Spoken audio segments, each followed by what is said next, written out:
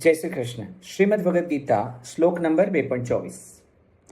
અછેદ્ય અયમ અદાહ્ય અયમ અક્લેદ્ય અશોષ્ય એવ ચ નિત્ય સર્વગત સ્થાણુ અચલ અયમ સનાતન. ભગવાન શ્રી કૃષ્ણ હવે આત્માનો સ્વભાવ, આત્માની જે બંધારણ છે આપણને સમજાવે છે કે આ આત્મા અછેદ્ય એટલે કોઈનાથી છેદી ન શકાય, કાપી ન શકાય એવો છે. અદાહ્ય બાળી નથી શકાતો એવો છે.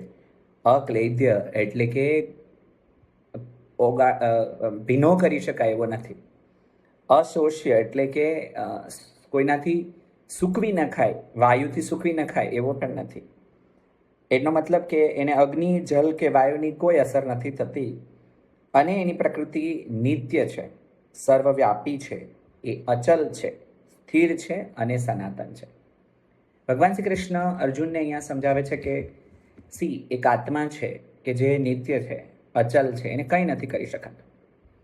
અને દરેક શરીરની અંદર આ આત્મા વિદ્યમાન છે, જેને ભૌતિક રીતે જોઈ નહીં શકાય. રાઈટ. હવે અહીંયા છે ને મને મારા માટે એવું સમજાય છે કે સાક્ષી ભાવ, એટલે હું આત્માને સાક્ષી ભાવ તરીકે સમજું તો સમજીએ કે જો કે મને એમ થાય છે કે હું તમારી સાથે અત્યારે વાત કરી રહ્યો છું, આ વિડીયો બનાવી રહ્યો છું, તો હું આઈ તરીકે પ્રેઝન્ટ છું. રાઈટ.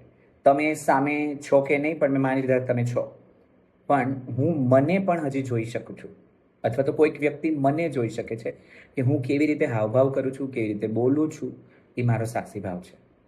તો અહીંયા આત્માને સૌથી પહેલાં હું સાક્ષી ભાવથી સમજીશ કે સતત ને સતત એક સાક્ષી મારી સાથે છે.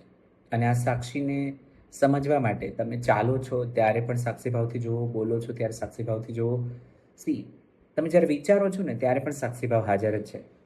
એટલે રોજ મૌન પાડવાની આદત પાડીએ અને મૌનમાં સમજીએ કે સાક્ષી ભાવે કે હું કેવું વિચારું છું, શું વિચારું છું.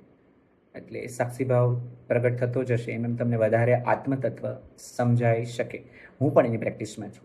આવો આપણે પ્રેક્ટિસ કરીએ મૌનની. હું બપોરે જમતી વખતે મૌન પાડું છું. હવે સવારે 10 મિનિટનું મૌન રાખું છું.